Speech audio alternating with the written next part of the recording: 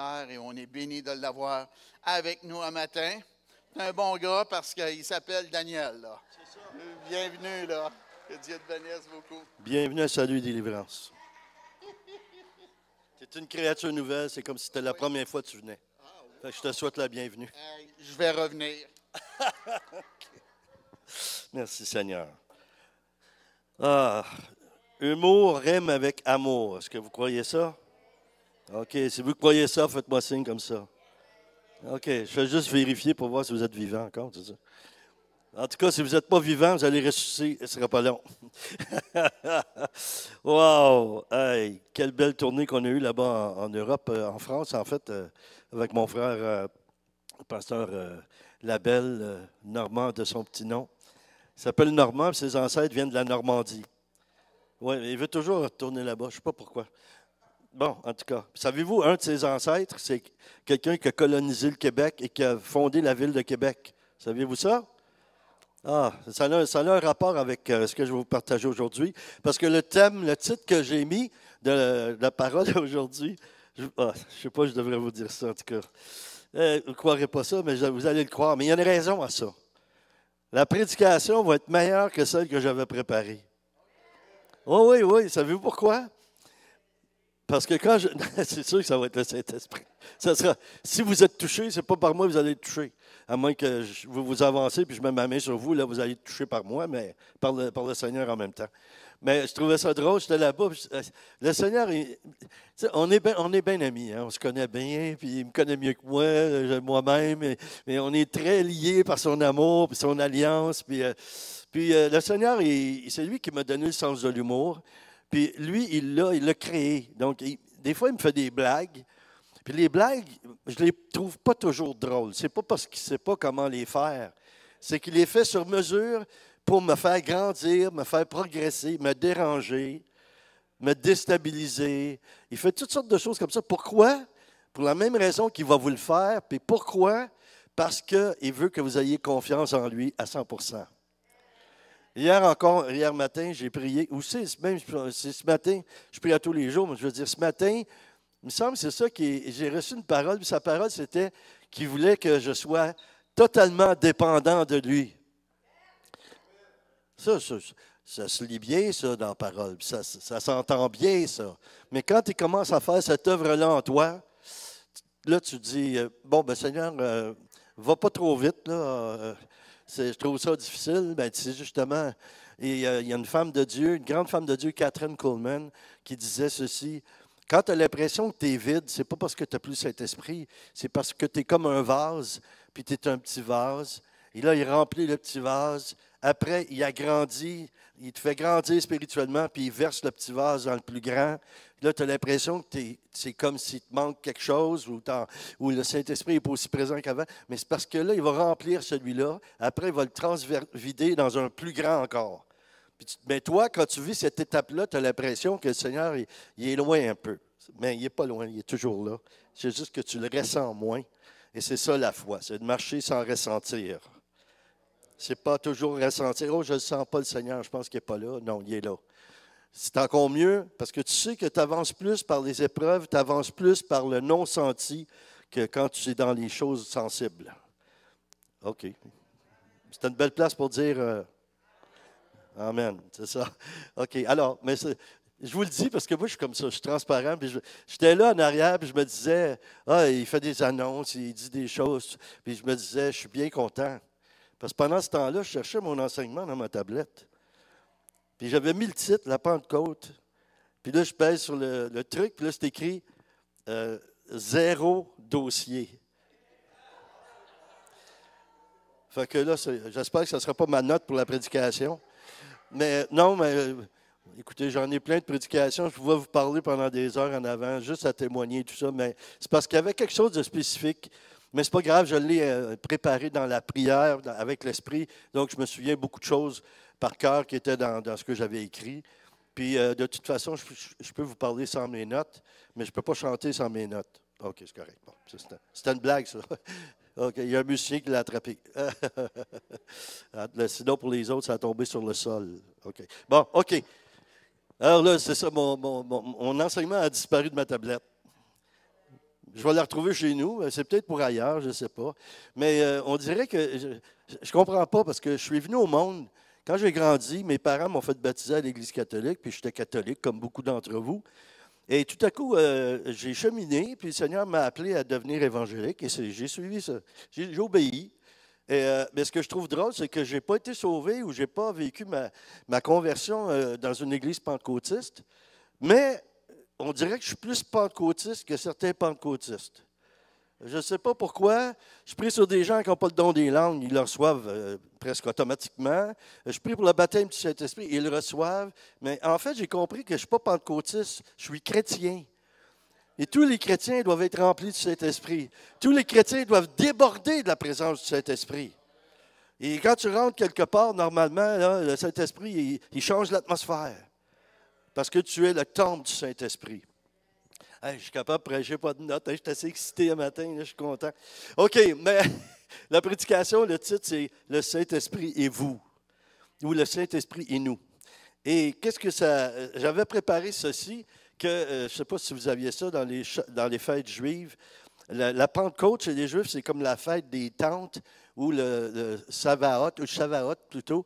Et ça veut dire, c'est comme après la traversée là, du désert, ils ont campé dans le désert. Vous savez, ça prend 40 jours pour traverser le désert, ça a pris 40 ans pour les Juifs. Ils s'étaient installés. Ils avaient décidé d'ouvrir un camping dans le désert. Je ne sais pas si c'était Jerusalem Camping Site, mais en tout cas, ils avaient décidé de rester là. Et les Juifs fêtent encore ça, encore aujourd'hui. Et c'est aussi la fête des moissons. Donc, nous, on est bénis parce qu'on va vivre la moisson spirituelle et la moisson à tout point de vue quand tu donnes ta vie à Jésus. OK. Merci Saint-Esprit. Il me rappelle ce que j'avais écrit. Mais en fait, c'est ce qu'il a écrit, mais juste me le rappeler. Écoutez ça, vous allez trouver ça intéressant. Il y en a peut-être qui n'ont jamais entendu ce que je vais vous dire là.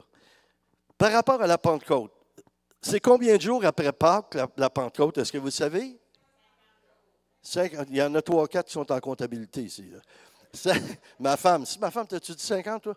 C'est ça, elle fait de la comptabilité. Mais c'est 50 jours. Mais je vais vous raconter quelque chose qui est particulier. Quand les Juifs se réunissent, ils fêtent la Pâque, hein, vous saviez ça? Parce que Jésus, il l'a fait, la Pâque. La Pâque juive, mais aussi là, il a commencé la nouvelle alliance. C'était lui la nouvelle alliance.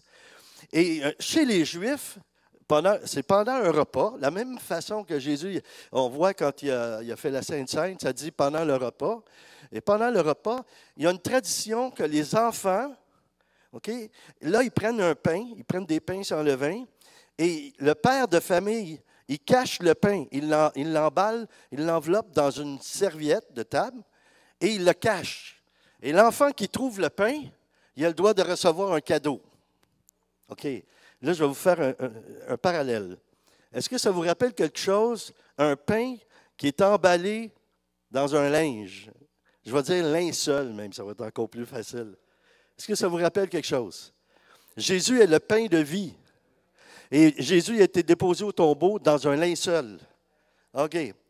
Alors, quand il y a eu la Sainte Seine, on voit ça même dans une peinture de Michel-Ange, mais ça le dit aussi qu'il y avait un qui préférait dans les apôtres, c'était l'un des plus jeunes qui était Jean. Merci, il y en a 4 qui ont lu la Bible ici, c'est vraiment, ça va bien prêcher ici.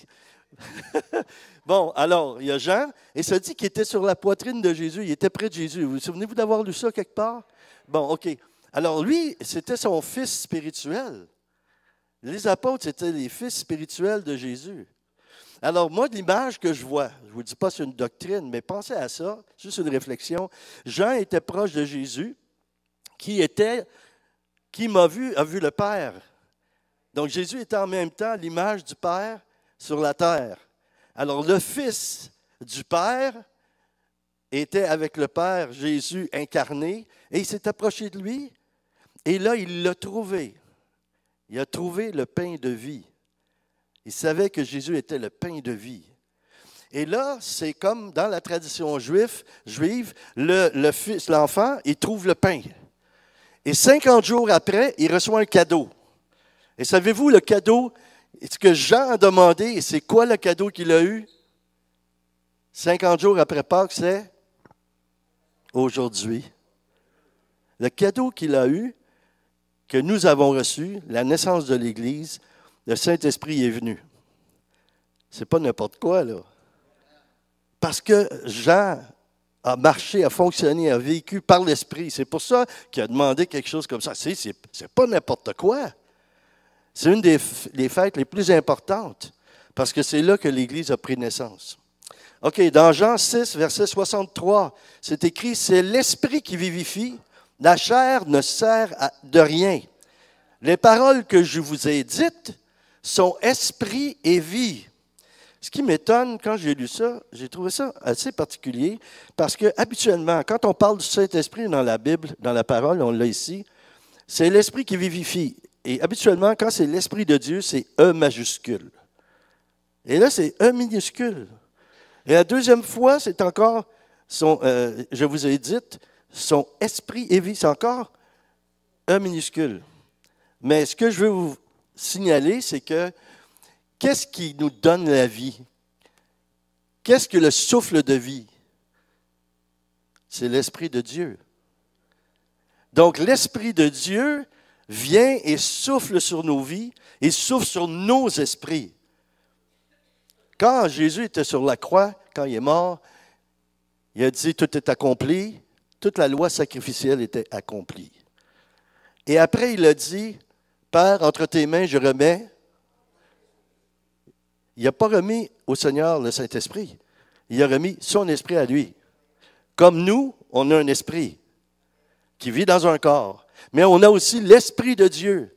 Et l'Esprit de Dieu vient toucher notre esprit. Et l'Esprit que Dieu touche, elle est ravivée. Elle prend vie. C'est comme quelqu'un qui lit la Bible et qui n'a pas été baptisé de l'Esprit. Il peut comprendre certaines choses avec son intellect. Mais les choses de l'esprit, la Bible dit que l'homme naturel ou l'homme charnel ne comprend pas, ne saisit pas les choses de l'esprit. Parce que le livre a été inspiré, il a été dicté, ou a été inspiré aux hommes par le Saint-Esprit. C'est le Saint-Esprit. Parce que vous savez, la Bible, ça n'a pas été écrit pendant que les apôtres étaient avec Jésus. La Bible a été écrite à peu près 80 ans après. Comment ils ont fait pour se rappeler de tout ce que Jésus avait fait? Ils ont vécu avec lui, mais moi, je connais bien Pasteur Poulain. Je le vois chaque semaine.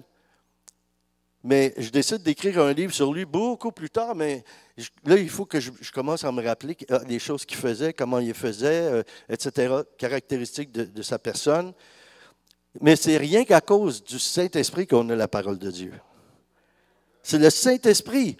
Alors, quand tu veux comprendre, ça prend le décodeur. C'est comme chez vous, tu as une télévision avec un décodeur pour les différentes émissions, mais ça te prend le décodeur pour mieux comprendre et saisir la parole de Dieu. Donc, ça te prend le Saint-Esprit. Moi, je trouve ça étrange qu'il y ait des dénominations, des gens qui croient à Dieu, ils croient au Seigneur, ils lisent la parole, ils la décortiquent, ils la comprennent, mais d'une façon intellectuelle. Je ne sais même pas comment ils font pour continuer à vivre leur foi. Je veux dire, ça me dépasse. Ça, en soi, c'est un miracle. Comment tu peux faire pour suivre Jésus, puis croire au Saint-Esprit, puis à la puissance du Saint-Esprit, ou croire aussi à tout ce qui est écrit dans 1 Corinthiens 12 sur les dons? C'est incroyable. Tu crois en Dieu, mais tu ne crois pas à ça. Tu crois à la Bible ou tu ne crois pas. Tu crois à ce qui est écrit là ou tu ne crois pas. Et là, tu inventes des fausses doctrines pour justifier ce que tu crois avec ton groupe de personnes. Mais un jour, là, réjouissons-nous et réjouissons-nous sans cesse. On va tous venir à l'unité de la foi. Et je crois que le Saint-Esprit va faire une œuvre surnaturelle qui va faire en sorte que tous les croyants chrétiens, on va tous croire aux mêmes choses. Parce que le Seigneur va finir par avoir le gros bout du bâton. Là. Il est Dieu, il est souverain. Quand il va claquer des doigts, il va dire « OK, c'est assez de croire en n'importe quoi, là, dans plusieurs domaines. » Là, le Saint-Esprit va venir comme un réveil. Moi, j'en ai vécu 3 réveils. Ici au Québec, un des plus grands réveils qu'il y a eu, et d'autres réveils dans d'autres pays où j'étais. Et là, quand le Saint-Esprit arrive et commence à toucher des gens, là, croyants, pas croyants, là, il les touche, le Saint-Esprit, là. Il se passe toutes sortes de phénomènes, même dans l'Église qu'on n'a jamais vu, même il y en a, ça a divisé des églises parce qu'ils ne croyaient pas à ce qui se passait. Imaginez-vous, vous êtes dans l'église de William Seymour, l'initiateur, ou celui qui a été choisi, et qu'à travers lui, le pentecôtisme a été créé, si on veut. Imaginez ça, là, de l'autre côté de la rue d'Azusa Street où c'était, là, lui, il était dans un genre de grange. De l'autre côté de la rue, il y avait une église qui ne savait même pas ce qui se passait dans l'église de William Seymour. De l'autre côté de la rue. Mais dans l'église de William Seymour, il y avait des gens qui sautaient. Il y avait des gens qui tremblaient. Il y avait des gens qui tombaient par terre. Il y avait des guérisons. Il y avait des miracles. Il y avait plein de monde qui venait, qui était sauvé. Puis ça, ce n'est pas mes méthodes d'évangélisation, là. Je respecte ce qu'on fait, mais il faut le faire avec le Saint-Esprit, hein, on est d'accord là-dessus. Hein. C'est le Saint-Esprit qu'il faut qu'il nous guide. On peut, comme notre frère a dit, on peut avoir des enseignements et tout ça, ça c'est bon, on les comprend dans notre esprit, mais quand on les met en pratique, on n'a pas le manuel avec nous, puis commencer à regarder qu'est-ce qu'il avait dit Arthur, qu'est-ce qu'il a dit, comment je fais, là. Si quelqu'un me dit ça, qu'est-ce que je réponds. Ça, les témoins de Jéhovah, ils font ça, mais pas nous. On a le Saint-Esprit. Vous savez ça, hein, les témoins de Jéhovah, ils apprennent la parole, qui est faussée, il y a toutes sortes de choses transformées, et ils savent, quand ils frappent porte en porte, ils vont de maison en maison, ils savent que tu vas dire telle chose ou tu vas répondre telle chose, puis ils savent les pages par cœur, mais ils n'ont jamais lu la Bible d'un côté, d'un livre, et tous les livres. Il y a des livres qu'ils n'ont même pas. Je ne sais pas si vous saviez ça, là. Puis si vous leur demandez de prier, ils ne voudront pas. Parce que vous ne faites pas partie des élus. Vous êtes déjà perdus, là. Puis moi, mais quand même, je suis rempli du Saint-Esprit, là, 25 fois plus, là. Ils ne veulent pas prier avec moi parce que je ne fais pas partie de leur secte. Alors imaginez, il faut prier très fort pour eux. Moi, j'ai des amis, j'avais une co-animatrice de radio qui avait été dans les témoins de Jéhovah. Et puis, Dieu merci, elle s'est convertie chez les charismatiques. Mais son mari, il ne voulait pas. Lui, il ne voulait pas suivre Jésus. Il ne voulait pas suivre les témoins de Jéhovah. Il ne voulait rien suivre. Puis là, à un moment donné, sa femme, elle s'est convertie à Jésus. Mais là, ils l'ont rejetée de la secte parce que son mari ne voulait pas être avec elle. Alors, Dieu merci qu'il avait la tête dure, là. L'entêtement, ça peut être un cadeau des fois. Mais après, il est venu à Jésus. Et cette femme-là, elle était à la radio avec moi. Elle avait un ministère de chant. Elle avait une onction. C'est extraordinaire. Mais souvent, on a ça parce qu'on a passé par des difficultés. Réjouissez-vous. Quand il y a des souffrances, quand il y a des difficultés, quand on est dedans, on n'a pas le goût de louer le Seigneur. Je comprends. Dites pas Alléluia, mais dites Alléluia ou Alléluia, parce que ça fait mal. Vous avez le droit. Vous avez le droit auprès de Dieu. Jésus même, il a demandé au Seigneur d'éloigner la coupe qui était pour traverser, de vivre. Là. Bon. Alors, je reviens à ce que je disais à propos de l'Esprit, que Dieu parle à notre esprit. Et le Saint-Esprit. Et savez-vous ce qui est compliqué des fois? Dieu, c'est simple. Mais nous, on complique tous les humains. Parce que quand le Saint-Esprit vient nous toucher, puis vient se manifester à nous, là, on a le libre arbitre. On a le choix de dire oui ou non au Seigneur. Des fois, c'est ça qui est compliqué. Parce qu'on a peur de perdre la face. Parce qu'on a peur de perdre notre réputation. Mais là, on n'a pas compris. Là. Quand j'ai dit oui à Jésus, là, j'ai dit oui à tout ce qui était. Nul n'est plus grand que le Maître. Moi, je ne peux pas suivre Jésus puis pas me faire crucifier. Je ne peux pas suivre Jésus puis pas me faire rejeter. Je ne peux pas suivre Jésus puis pas vivre des épreuves. Pas vivre les mêmes choses que lui a vécues. Il faut que tu passes là. Ne partez pas tout de suite. Là. Il faut que tu passes là. Si ta chair n'est pas morte, c'est écrit là, je vous l'ai lu. La chair ne sert de rien. Ça, c'est ton humanité, c'est ta nature pécheresse. Ça ne sert de rien. Dieu se glorifie dans nos faiblesses. Comme Paul a dit, moi, je me glorifie dans mes faiblesses.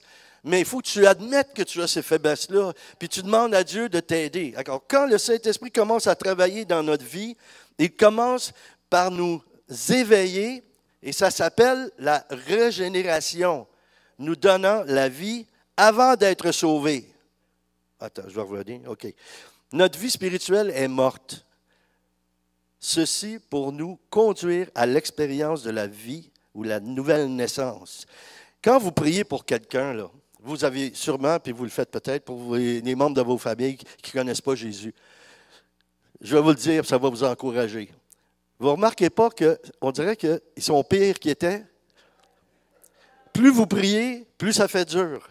Plus vous priez, plus on dirait que, ah non, je prie pour qu'il arrête de prendre de la drogue. Non seulement il en prend, mais il en vend. On dirait que... Mais savez-vous pourquoi ça arrive, ça? Parce qu'il faut que les gens touchent le fond. Quand ils touchent le fond, là, ils se sentent abandonnés, ils ne savent plus quoi faire. C'est là qu'ils crient vers Dieu. Moi, je connais personne, ça se peut qu'il y en ait, mais je connais personne qui s'est levé un matin, milliardaire, il était milliardaire, puis sa santé va bien, tout va bien, il y a une belle maison, 3 ou 4 maisons, même 12 piscines, il y a trop de piscines pour le nombre de maisons. Il est content, il se lève, puis il se dit, ah, moi là, je suis trop heureux, je pense que je vais donner ma vie à Jésus. J'en connais pas comme ça. Tous les témoignages que j'ai entendus, c'est que j'étais dans tel problème, j'avais plein de tatous, dis des histoires de même, là. J'avais une femme qui avait des peignures multiples, des choses, des épreuves, hein, on appelle ça. Bon, j'agace Suzy un peu, je les aime, je vous aime, c'est pour ça que je dis ça. Hein? Tu m'aimes aussi? Ah, OK, viens faire un câlin à la fin, j'en ai besoin. Ben, j'étais parti un mois, puis ma femme, elle m'en a fait une coupe, là, depuis que je suis revenu, mais, tu sais, on s'habitue à un vieux couple, hein, tu sais. Bon, elle est rendue qu'on se lève, puis bonjour chérie, puis on se serre la main. Tu sais, non, on dirait que vous ne me croyez pas, là, on dirait, là. Je ne suis pas crédible, hein. Bon, OK. Mais en tout cas, je continue. Alors, Dieu veut nous régénérer. Et ça, c'est quand on le laisse venir en nous, mais on a la liberté, même quand il est en nous, on a encore la liberté de choix. Même dans toutes les choses naturelles aussi, là, je vous regarde, là, ce que vous portez, là, vos vêtements, là, c'est vous autres qui avez choisi. Là. Vous avez choisi. Ma petite fille, elle a 45 ans maintenant, là, Danielle, ma plus vieille. Mais moi, tous mes enfants, on dirait qu'ils restent petits. Hein? Ceux qui ont des enfants, là, ils ont 70 ans, puis c'est encore mon fils. Bon. Vous en avez 101, 102 peut-être, là, mais en tout cas. Mais ma petite, là, Danielle, quand elle avait 4-5 ans, 4 ans, je pense, elle vient me voir, puis elle avait une belle petite robe. C'était cute, avec des petites épaulettes, là, puis tu sais, bon. Là, je lui ai dit, « Hey, Danielle, t'as bien donc une belle robe. Où t'as pris ça? » Elle répond, « Dans mon tiroir. » Les enfants, ça ne se complique pas la vie. Hein? Tu aurais pu dire, c'est maman qui me l'a donné, on l'a acheté au magasin. Non, non. Nous autres, on complique tout. Mais un enfant, c'est pour ça que le Seigneur, par son esprit, veut nous donner d'avoir un cœur d'enfant qui s'abandonne et qui est simple. 1 Corinthiens 3, 6 déclare, « Il nous a aussi rendus capables d'être ministres d'une nouvelle alliance, non de la lettre, mais de l'esprit, car la lettre tue et l'esprit... » Ah, je suis tellement content. Vous l'avez raconté l'autre jour, je vous l'ai demandé, hein, ceux qui avaient lu la Bible d'un couvercle à l'autre. C'est ici que j'ai fait ça? Oui, hein? Bon, ben c'est ça, c'est important de la lire, parce que quand vous allez arriver au ciel, ceux qui ont écrit vont vous demander si vous avez lu leur livre. C'est pour ça que c'est important. Oui. 2 Corinthiens 3, 6. C'est ça? Ben oui, c'est ça que j'ai dit. Ah, pardon! Je ne sais pas, je t'ai mêlé dans mon lexique, là. Tu sais, je suis dyslexique.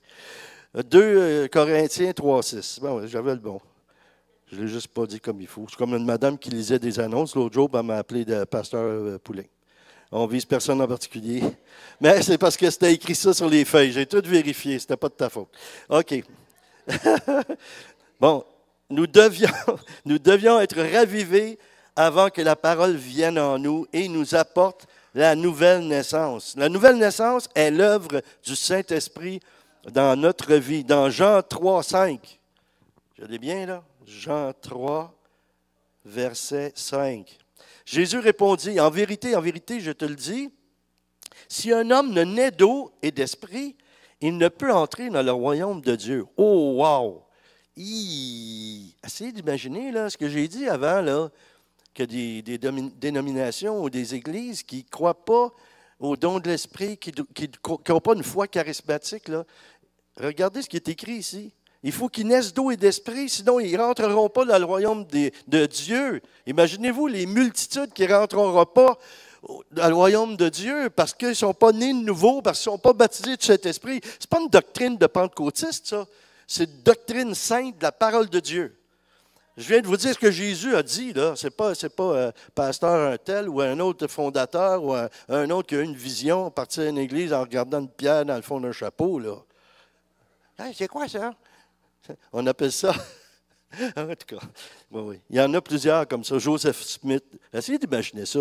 Des gens, des multitudes, là, hein, comment ils appellent ça, les Mormons. Ils croient à ça. Joseph Smith, il y a eu une apparition supposée d'un ange qui a donné un livre en or, puis toute une histoire. Puis Hey, ils sont riches, ils ont beaucoup d'argent. Vous connaissez Salt Lake City aux États-Unis? Ça leur appartient. Là, je sais que vous avez besoin d'acheter de l'épicerie et des choses, mais Walmart, ça appartient aux Mormons, au cas où vous ne sauriez pas. Ah ouais, moi, quand j'ai vu ça, il y a de quoi qui m'a remonté, là. Bon. OK. Jésus a dit, en vérité, je le dis, si un homme ne naît d'eau et d'esprit, il ne peut entrer dans le royaume de Dieu. Donc, c'est nécessaire. Si tu dis, ah, moi, là, j'ai donné ma vie à Jésus, je lis cet esprit. Aucun problème avec ça, moi. Aucun problème avec ça. Mais si tu me dis, moi, j'ai un pantalon, puis tu arrives devant moi, puis tu es en sous-vêtements, je veux bien croire que tu es en pantalon, mais je ne les vois pas. Je vois juste le sous-vêtement. Je veux dire, je m'excuse, là, mais il faut que ça paraisse que tu l'as reçu. Il faut que ça paraisse. Pas pour faire des œuvres pour être sauvé, mais Jacques a dit, si tu n'as pas des fruits de ton œuvre, si tu n'as pas d'œuvre, ta foi est morte. Mais tu ne peux pas plaire à Dieu sans la foi. Et la foi en quoi? La foi en lui, mais la foi en tout ce que dit la parole de Dieu dans l'esprit. Dans l'esprit. Dites dans l'esprit. Je voulais juste voir si vous étiez là. OK. 1 Pierre 1, 23. Ça va pas pire, hein, pour un gars qui a perdu ses notes. En tout cas, on se débrouille. 1 Pierre 1, 23. Tu me diras, chérie, si c'est bon. Là, je parle pas à madame. Il y en a, elle peut dire, oh, j'ai trouvé de mon goût quand même, le pasteur. Mais il m'appelle chérie. J'annule ça tout de suite. Bon, OK. Puisque vous avez été régénérés, non par une semence corruptible, mais par une semence incorruptible, par la parole vivante et permanente de Dieu. Par la parole. N'oubliez pas une chose, la parole s'est fait chair. Ah! Puis là, la parole qui s'est fait chair, elle est retournée et ils ont envoyé un autre eux-mêmes. Mais avec une différence. C'est un autre, le même Dieu, mais avec des différences. Une des différences extraordinaires, c'est que là, maintenant, le Père est au ciel, Jésus est au ciel, mais ils sont par leur esprit sur la terre en même temps, en nous. Nous sommes le corps du Christ. Romains 8, verset 16. L'Esprit lui-même, là c'est écrit en majuscule, je pense. Là. Je ne sais pas si on va le trouver. Romains 8, 16. Vous voyez, là, c'est majuscule qui est là. L'Esprit lui-même rend témoignage à notre esprit, minuscule, que nous sommes enfants de Dieu. Dites, je suis enfant de Dieu. On l'a chanté avant, là, je suis enfant de Dieu. Bon, alors, si tu as des difficultés, tu as des problèmes ou quoi que ce soit, oublie jamais que Dieu, c'est ton Père. Ton esprit crie « Abba, Père ». Abba, Père. Moi, j'allais jouer au hockey avec les assemblées qu'on avait, là. Puis quand j'allais jouer au hockey avec eux autres, là, ils me disaient « Pasteur, tu n'as pas le droit. » Moi, je priais sur les boules, tu sais. Je prie tout le temps, pour toutes les circonstances. Je ne savais pas que j'avais un talent pour jouer au hockey, mais je pense que j'avais une onction spéciale parce qu'à chaque fois, je priais sur la boule, puis je savais un peu comment ça fonctionnait. Puis là, j'avais des abats tout le temps. Là, ils ont dit, OK, là, on arrête là. Là, on arrête là, parce que, pasteur, tu n'as pas le droit de prier quand tu joues au hockey. J'ai dit, hey. Moi, je rends grâce en toutes choses, là. En tout temps, à tout propos. Puis là, je lançais ma quille, puis je priais, puis j'étais un enfant de Dieu. Fait que quand ça arrivait, Abba, Père. Mais après ça, il me disait, mais tu n'as pas le droit de prier. Moi, mais j'ai dit, à qui irions-nous, Seigneur? Tu as les paroles de la vie éternelle. Bon. OK, Romains 8,16, je l'ai dit, je l'ai lu. L'Esprit confirme que nous devenons enfants de Dieu. Galates 4, 5 et 6. Galates 5 et 6. Afin qu'il racheta ceux qui étaient sous la loi, afin que nous reçussions l'adoption. Parce que vous êtes fils, j'ajoute fille, Dieu a envoyé dans nos cœurs l'Esprit, majuscule, de son Fils, lequel crie Abba, Père. Savez-vous ce que ça veut dire, Abba? Pas des quilles, là, je parle. Non, mais en hébreu, qu'est-ce que ça signifie? Notre frère, il doit savoir ça là-bas, lui. Garib. Qu'est-ce que ça veut dire? Père, oui. Mais dans la mentalité juive, dans la perception juive, c'est beaucoup imagé. Mais je vais vous dire un peu comment, quand Jésus, c'était le premier à prier le Père, saviez-vous ça? Avant lui, il n'y a personne qui appelait Dieu son Père. Même qui ont enlevé, quand il disait « Alléluia », c'était pour ne pas prononcer le nom de Yahvé ou Yahweh au complet. Il disait « Alléluia », ça voulait dire « Alléluia Yahvé », mais par respect, par crainte de Dieu, il ne disait pas au complet. Et là, Jésus, lui, tout à coup, il vient et il dit Notre Père qui est aux cieux. Les Juifs étaient scandalisés de ça. Ils se sont dit c'est un blasphème, il appelle Dieu son Père. Mais c'était la vérité, c'était son Père. Mais par l'alliance nouvelle et par l'adoption, nous pouvons dire Abba Père. Et dans le langage commun, quand tu dis Abba et tu pries, ça veut dire, écoutez ça, c'est mignon, petit papa d'amour. Imaginez Jésus qui se met à prier. Ah, enseigne-nous à prier. Mais quand vous prierez, vous direz petit papa d'amour. Essayez d'imaginer ça, la proximité, l'amour de Dieu en Jésus et de Jésus pour son Père. Ah, moi, je trouve ça extraordinaire parce que c'est mystérieux, mais en même temps, c'est extraordinaire. Savez-vous pourquoi? J'ai dit à des amis qui sont dans une dénomination que je nommerai pas, mais qui invoquent les saints, ou les morts plutôt. Et puis, je leur ai dit, mais pourquoi vous faites ça? Parce que si vous demandez à cette personne-là, premièrement, vous ne savez pas vraiment si c'est au ciel. Ça, c'est possible, là. C'est pas sûr. Puis en plus, c'est quand vous priez, vous invoquez cette personne-là, elle, là, si vraiment elle est là, elle va prendre votre message, puis elle va le donner au Seigneur. Ou elle va le donner au Saint-Esprit, puis le Saint-Esprit, il est sur terre en passant, hein, il n'est pas au ciel. Je pense qu'il y en a qui avaient déjà pensé à ça. Ah oui, il y en a qui ne réalisent pas ça. Il n'est pas au ciel, il est ici. Il est ici. Donc, là, je leur disais, bien, t'es mieux d'invoquer puis demander au Saint-Esprit de faire quelque chose. Et lui, il va agir. Puis j'ai dit, est-ce qu'il y a quelqu'un de mieux puis de plus près de Dieu pour prier que le Saint-Esprit? La Bible dit que c'est lui-même qui prie, qui intercède pour nous par des gémissements ineffables. Alors, est-ce qu'il y a quelqu'un de mieux que Dieu pour se prier lui-même? C'est drôle à dire, mais c'est ça. Parce que lorsque tu as le Saint-Esprit, et c'est lui qui intercède pour toi, il se connecte avec Jésus et avec le Père d'une façon parfaite. C'est pourquoi ceux qui ne parlent pas en langue, vraiment, ils passent à côté de quelque chose. Parce que c'est la clé, la petite clé qui ouvre le trésor de tous les dons spirituels. Moi, quelqu'un qui me dit « Ah, moi, je n'ai pas besoin de ça, prie dans ma langue. » Oui, mais quand tu pries dans ta langue, le diable, il entend et il comprend tout ce que tu dis. Tandis que lorsque c'est l'Esprit Saint qui prie par toi, le diable, il ne comprend rien. Toi, peut-être, tu ne comprends pas, mais tu vas avoir la réponse dans ta langue. Tu vas avoir la réponse pour quelque chose que toi, tu vis. Alors, on découvre que nous faisons partie de la famille de Dieu. 1 Corinthiens 6, 19. 1 Corinthiens 6, 19, je l'ai dit dans mes mots avant. Ne savez-vous pas que votre corps est le temple du Saint-Esprit qui est en vous, que vous avez reçu de Dieu et que vous ne appartenez point à vous-même. On est censé appartenir à Dieu. Parfois, on résiste, on se bat avec lui. Je ne sais pas, ce n'est pas toujours conscient, mais je pense que, bon, quand Dieu nous demande de faire quelque chose, puis on ne veut pas. On veut pas. Ah, ben là, Seigneur, puis là, on a des arguments. Ou de dire à Dieu, puis ça, je sais que ça lui déplaît, quand tu reçois quelque chose de Dieu, puis tu commences à dire au Seigneur, écoute, Seigneur, moi, si j'étais toi, là, voici ce que je ferais avec moi. Ça déplaît à Dieu, ça.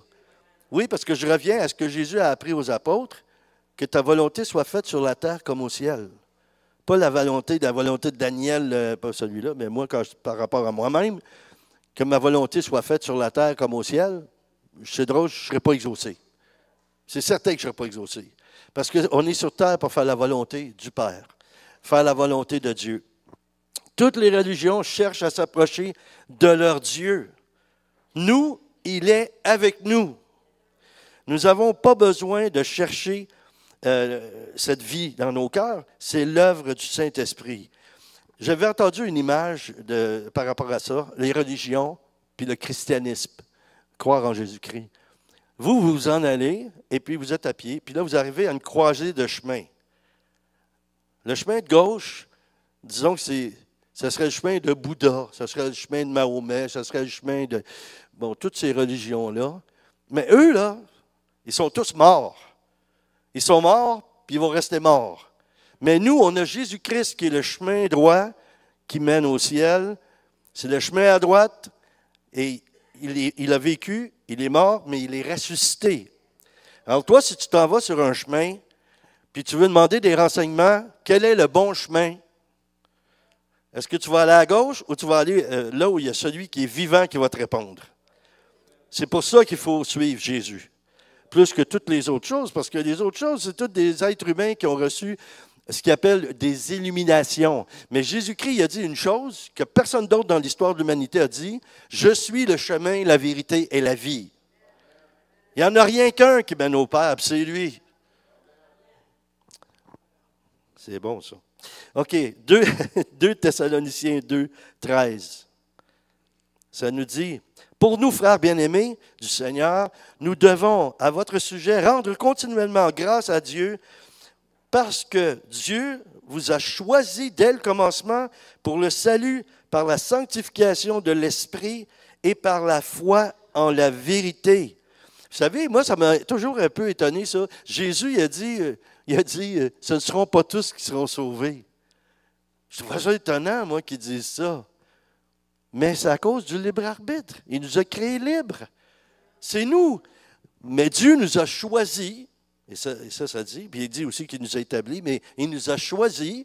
C'est pas l'apôtre Paul le dit, hein, c'est pas moi qui l'ai choisi, c'est lui qui m'a choisi.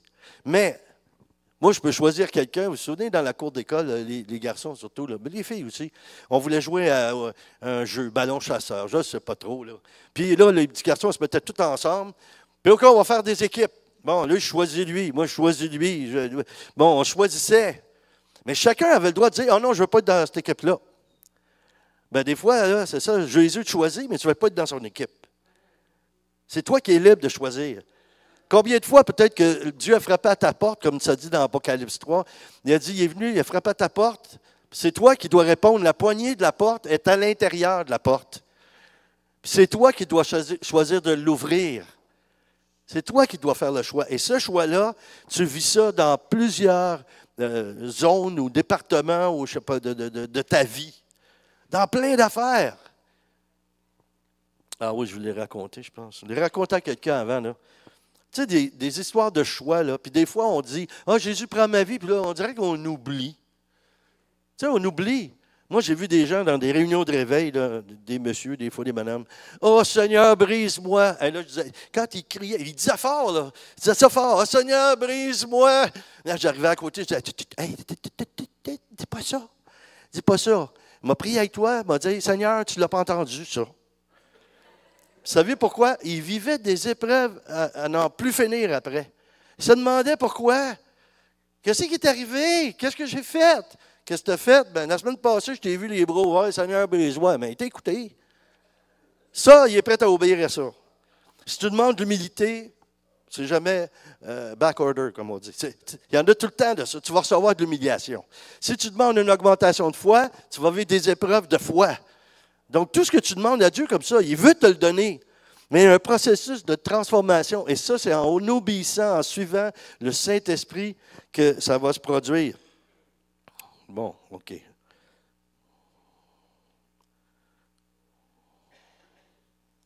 Je vais aller un petit peu plus loin. Parce que moi, je vais vous dire quelque chose, là. Je ne suis pas le meilleur prédicateur, je le sais. Mais pour qu'on vive quelque chose avec Dieu, puis l'expérience de Dieu, ça, par exemple, je suis un peu meilleur dans ça. Pourquoi? Parce qu'il faut que je laisse le Seigneur passer. Il faut que je laisse le Seigneur en avant de moi. Il faut que je le laisse lui agir. Ce n'est pas moi qui agis, c'est lui qui agit. Quand vous êtes guéri, ce n'est pas Daniel Boudria qui vous a guéri. Quand vous êtes touché par l'onction, ce n'est pas l'onction de Daniel Boudria qui vous a tombé dessus. C'est l'onction du Saint-Esprit. Quand la gloire de Dieu se manifeste, ce n'est pas la gloire de Daniel Boudria, c'est la gloire de Dieu. Savez-vous la différence qu'il y a entre l'onction du Saint-Esprit qui descend et la gloire de Dieu? C'est une mouche qui en avait, personne ne la voit. L'onction, c'est que toi, c'est possible que toi, tu la vives. Tu la ressentes. Mais la gloire de Dieu, c'est quand elle est dans l'assemblée puis tout le monde la ressent. Quand on voit des gens qui se précipitent en avant, qui se plongent à plat ventre, là, ça, là, c'est parce que la gloire de Dieu est là. Alors souvent, on va écrire des affiches, venez, réunion de la gloire de Dieu. Moi, je ne sais pas comment ils font d'avance pour le savoir, à moins d'avoir eu une révélation. Je ne sais pas ça. Moi, je souhaite de tout mon cœur que la gloire de Dieu va venir. Moi, j'écrirais sur une affiche, évangéliste ou pasteur ou Daniel Boudria, venez dans l'espoir de la gloire de Dieu. Puis je pense qu'il va se manifester encore plus, là, parce qu'on lui laisse l'opportunité de le faire ou pas le faire. Mais on a l'espoir qu'il va le faire. Pas proclamer quelque chose, venez, vous allez avoir ça. Hey, c'est Dieu qui le fait, là. Moi, je vous dis ce matin, OK, vous êtes là, puis un matin, là, j'ordonne qu'il y ait des miracles, là. Moi, je n'ordonne rien. Je suis un pasteur ordonné, puis je dois suivre l'ordonnance de Dieu. C'est lui qui va me dire ce que je dois faire. Amen, alléluia. J'ai vu de quoi l'autre jour, le pasteur Poulin, il aimait ça. Là, ce matin, j'ai vu ça. Il y avait un noir, puis il prêchait. God is alive! God is alive! God is alive! Hallelujah! God is alive! Bon, je voulais juste vous le faire un peu, là, puis je voulais que le pasteur Daniel soit content. Ah ouais. Ah ouais, il y en a qui. Alléluia, alléluia, c'est ça. Bon, je ne suis pas dans ma nature, mais là, j'ai bu une coupe de café, là, je suis prêt à le faire, là. Je suis prêt à le faire, là. OK. Disons qu'il nous reste, je vais dire, Saint-Esprit, il nous reste 5 minutes pour que tu te manifestes. Mais c'est important quand on prie. S'il te plaît. Ça change tout, là. Ça change. Ben oui, on est enfant de Dieu. Je ne connais pas aucun enfant qui va voir ses parents, je veux des bonbons. Non, s'il te plaît. À Luc, tes enfants, ils doivent dire, s'il te plaît. Papa, je veux des bonbons. S'il te plaît. Ah, là, c'est le mot spécial. Tu ne peux pas résister. Dieu, c'est notre Père. Papa, ce matin, s'il te plaît. Merci. Ah, il m'a dit qu'il était content. J'ai vraiment entendu, il est content. Il n'a pas juste dit qu'il était content de moi, là, mais il est content de vous autres. Parce que d'avance, je sais ceux qui vont s'avancer et ceux qui ne s'avanceront pas. Là, je vais vous encourager. Je ne vais pas vous manipuler, je vais vous encourager. J'ai vu des multitudes de gens s'avancer, j'ai prié, je ne sais pas combien de monde. À un moment donné, j'avais des cheveux pris après les mains, tellement que je m'ai imposé les mains. Il y en a qui sont partis, ils étaient chauves. Tu sais, tellement... Ah, j'ai vu des choses extraordinaires, là.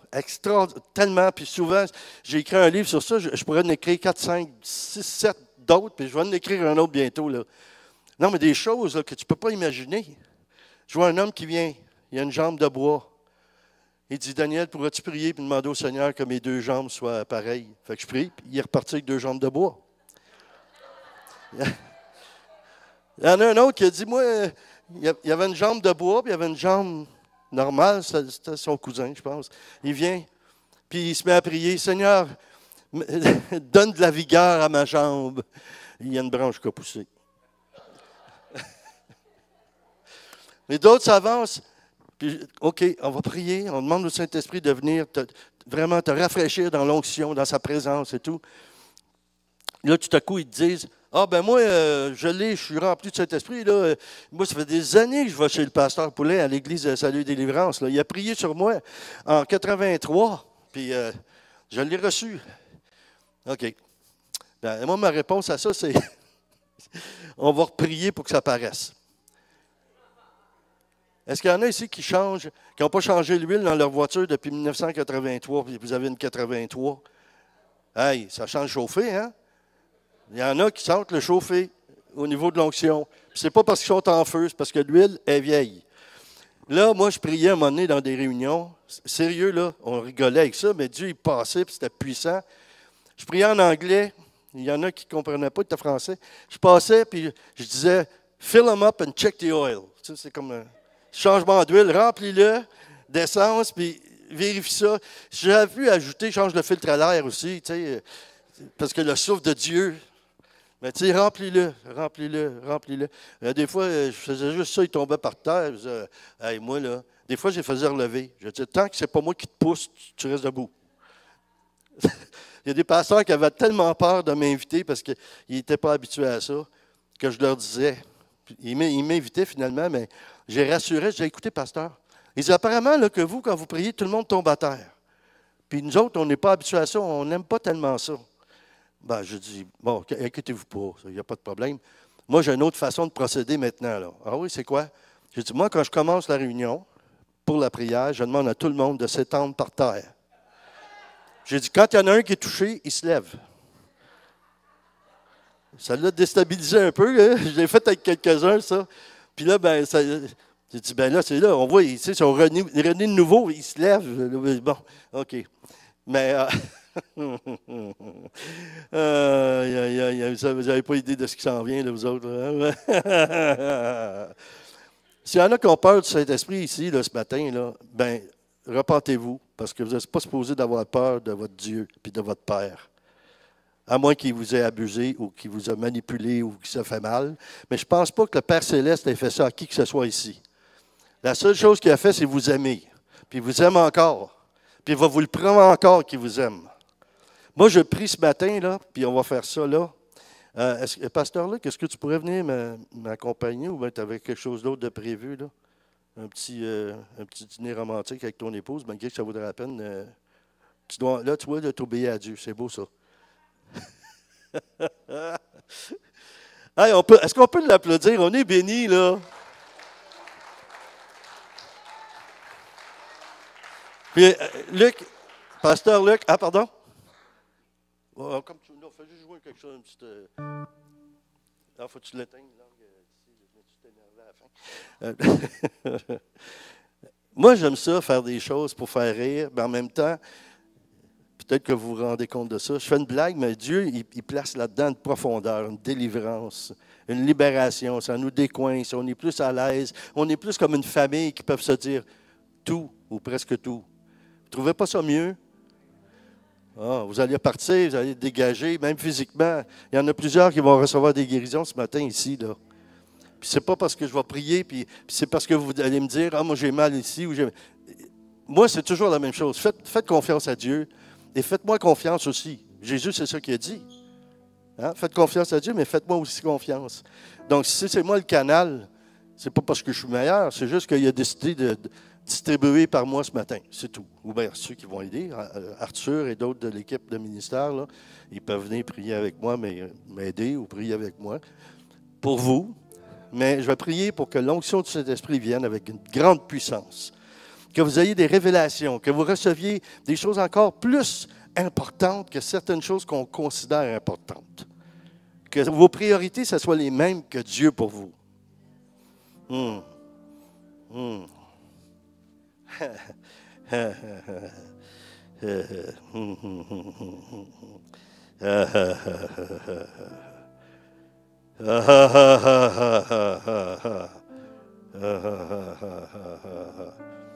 y en a qui reçoivent des guérisons intérieures de rejet. Je vois quelqu'un qui était comme dans la cour d'école. Quand tu étais enfant, on te pointait, puis on te ridiculisait, puis on t'abaissait. Puis le Seigneur, il va te libérer de ça ce matin. Puis tu as même une maladie physique qui est liée à ça. Tu vas être guéri de la maladie physique parce qu'il va te toucher profondément.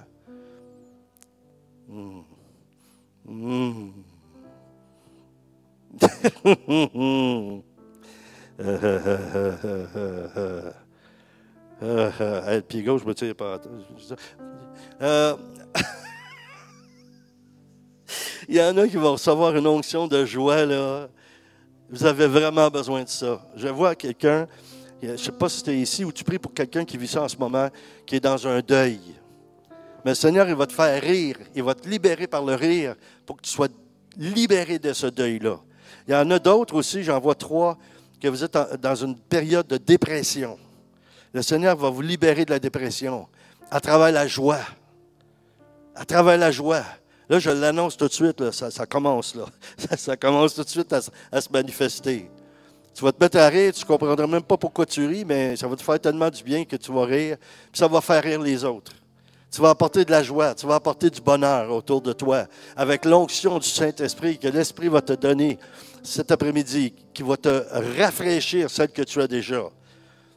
Le Seigneur a guéri des personnes, des personnes qui avaient des maux de tête. Je parle au passé parce que c'est déjà commencé à être libéré. Tous ceux que le Seigneur touche en ce moment, qui ont des maux de tête et qui savent que le Seigneur est en train de vous guérir, levez la main. Levez la main. Recevez votre guérison. Sois guéri au nom de Jésus. Sois guéri au nom de Jésus. Il y en a qui c'est à cause des sinus et des allergies. Le Seigneur guérit tes sinus, des allergies. Sois guéri au nom de Jésus-Christ. Sois guéri là-bas. Hey, toi, sois guéri de ton dos au nom de Jésus tout de suite. Là. Ça travaille. Là. Le Seigneur est en train de travailler ça. Elle m'a dit avant la réunion qu'elle avait mal au dos. J'ai dit, ben là, moi, je fais tout le temps des blagues. J'ai dit, je ne prierai pas avec toi tout de suite. Là, je suis dans mon humanité. Je n'ai pas d'onction. Je ne peux pas prier sur toi. Là. J'ai dit, tu t'attendras à la fin que je vais prier sur toi. Je vais être en avant, je vais avoir l'onction. C'est une blague. Mais déjà, le Seigneur commence à te guérir, ma soeur. Là. Puis je le proclame aussi. Je l'annonce qu'avant même que tu partes, si tu as de la douleur, puis tu en as, ça va partir là. Ça commence là. Libération. Toi aussi, au nom de Jésus-Christ, tu sois guéri. Problème dans les oreilles, de surdité. Quelqu'un que le Seigneur touche dans l'oreille gauche en particulier. OK, toi c'est la droite, toi c'est la gauche. OK, Seigneur, je te prie au nom de Jésus-Christ maintenant, par la toute puissance du Saint-Esprit, esprit de surdité, tu quittes maintenant. Tu es lié. Tu quittes maintenant. Soyez guéris au nom de Jésus. La bouche pâteuse, des problèmes avec la salive. Il y en a qui c'est à cause des médicaments que tu prends. Le Seigneur, il va te guérir de ta maladie. Tu n'auras plus besoin de médicaments, puis en même temps, bien, ça va libérer des effets secondaires. En fait, c'est ça. Il y a quelqu'un qui est ici, que de temps en temps, tu as le vague à l'âme. Tu sais, tu as des périodes où tu es triste un peu parce que tu as dû laisser ton pays pour venir ici. Puis Seigneur, il te dit, ce matin, par l'onction de mon esprit, je vais retirer cette espèce de deuil que tu vis pour transformer ça par ma joie. Quand tu vas penser à ceux que tu as laissés pour venir ici, tu vas avoir de la joie au lieu d'avoir de la tristesse. OK, des jambes, des gens qui avaient des problèmes d'articulation sanguine dans les jambes. Le Seigneur, il va restaurer ça. Sois guéri, mon frère, au nom de Jésus, là-bas. Amen. Amen. Sois guéri aussi là-bas. Sois guéri. Amen. Merci, Seigneur. On va avoir des chrétiens qui vont marcher pour toi, encore plus. Avec les jambes, en plus.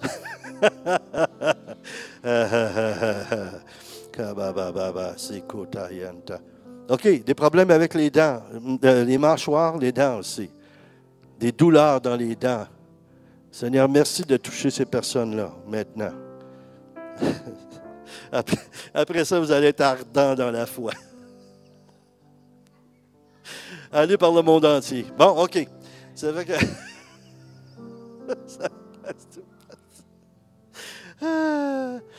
Suzy, c'est quoi ton prénom déjà, toi? Je m'excuse, je me souviens. Non, pas toi, excuse-moi, là, monsieur en arrière, là. Luc? Non, c'est pas Luc. Non, lui, là, toi à côté, le mari de Suzy. Claude, OK, pardon, Claude. Pardon, Claude. Là, vous vivez des belles choses dans votre vie de couple. OK? Comment tu dis ça? Ah, ben là, écoute, je sais pas, je ne vais pas rentrer dans les détails, là, mais je suis certain qu'elle n'est pas sur la plage, toi tu fais de la planche à voile, puis vous ne vous voyez pas de la journée. Non. Ah, j'ai su ça de même, mais moi, là, je ne vais pas expliquer. Non, c'est pas vrai.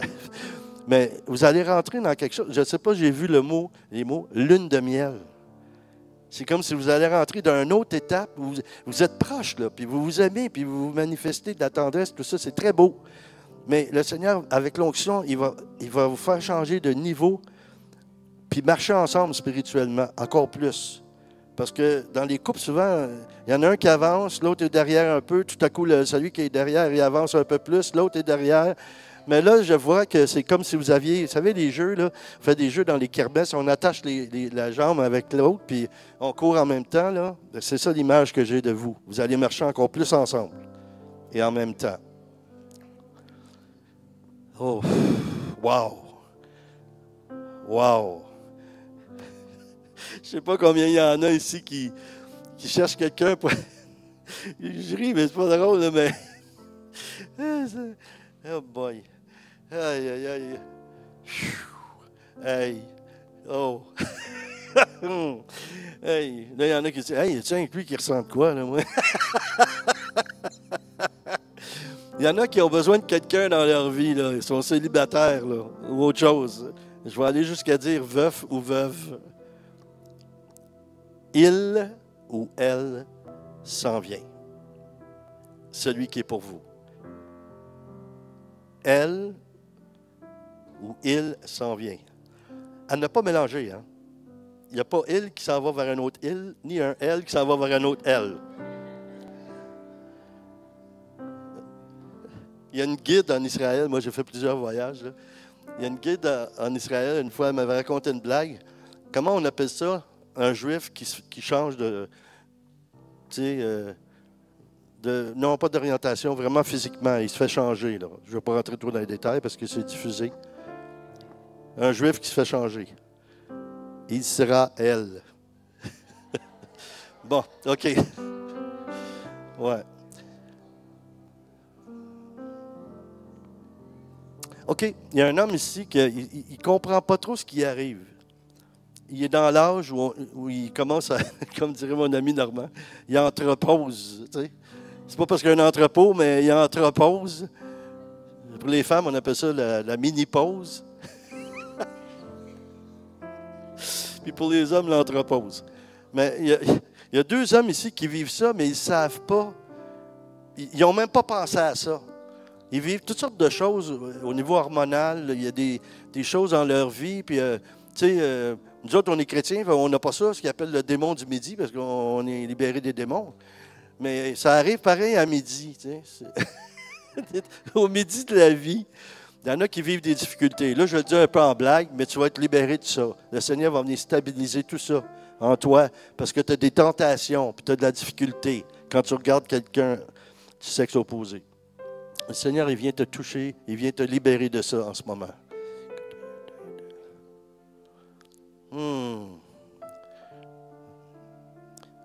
Ça a déjà été une émission de TV, ça. Écoutez ça. Aïe, aïe, aïe. OK. Bon, maintenant, on se donne encore un autre petit 10 minutes. Est-ce que c'est trop long? Mais je ne prêche plus, là. Là, je vais prier pour vous. C'est bon? Tous ceux qui veulent vraiment un rafraîchissement du Saint-Esprit ou le baptême du Saint-Esprit, même si vous ne savez pas ce que c'est, quand vous allez le recevoir, vous allez comprendre ce que c'est. Ça ne sert à rien d'expliquer tout ça, parce que les apôtres étaient dans la chambre haute et ils attendaient quelque chose qu'on leur avait dit ou quelqu'un. Ils ne savaient pas du tout ce que c'était. Il n'y a rien que Marie qui savait ce que c'était. Elle avait été baptisée du Saint-Esprit parce que l'Esprit est venu sur elle puis a enfanté Jésus. Mais à part de ça, là, les autres étaient là, ils ne savaient pas. Tu sais, s'il avait été pentecôtiste, charismatique, je ne sais pas trop quoi, il aurait prié en langue en attendant, mais non, il n'y avait rien de ça. Donc, il était là, puis il attendait. Peut-être qu'il chantait des psaumes, peut-être qu'il... On ne sait pas tout à fait en détail, ça, mais il y a une chose qui est certaine. Quand le Saint-Esprit est venu comme un vent impétueux, un vent violent, ils sont sortis de là, ils étaient transformés. Puis pourtant, Jésus avait soufflé sur eux avant, quand il les a envoyés deux par deux, puis il a dit « Recevez l'Esprit Saint ». Alors là, ça va être une Pentecôte pour certains, personnel, et pour d'autres, ça va être un renouvellement, un rafraîchissement. Alors, je vous invite à vous avancer et croyez en même temps que lorsque vous allez recevoir l'onction, que vous pouvez guérir ou être libéré, ou même des situations. Je vois quelques-uns ici qui ont des situations financières et pensent qu'ils ne s'en sortiront pas. Le Seigneur, il va régler ton problème, là. Mais il veut te dire, mets-moi avant toute chose. Mets-moi avant toute chose. OK. Alors, vous pouvez vous avancer dès maintenant, puis je vais prier sur chacun. Ceux qui sont dans le ministère, vous pouvez venir m'aider, ça va me faire plaisir. Seigneur, je te prie, Père, au nom de ton Fils Jésus, je m'appuie sur la parole vivante que tu es, Jésus. Par le Saint-Esprit, ce matin, on souligne la Pentecôte, mais elle est déjà venue, elle est déjà arrivée, cette Pentecôte-là. Mais là, ce qu'on veut, Seigneur, c'est que tu nous ravives, comme ta parole le dit. Tu viens nous raviver. Ceux qui ont le don des langues, prient en langue. Élevez des louanges au Seigneur ou dans votre langue. Remerciez le Seigneur pour toutes choses.